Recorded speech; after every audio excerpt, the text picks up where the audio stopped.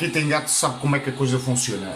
Uma pessoa mete o nome, batiza-os com um nome qualquer, mas depois nunca lhe chama esse nome e chama-lhe mil e uma alcunhas.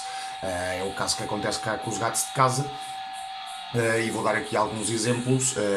A Pipoca, que é a mais velha, é a Pipicas. O Getúlio sempre foi o Túlio.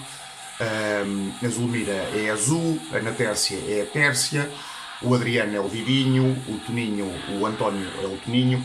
A Daisy, em vez de ser Daisy, é Daisy. E o Dário e o João, esses não têm alcunha. Esses são os cabrões do caralho porque me esgotam a paciência toda lá.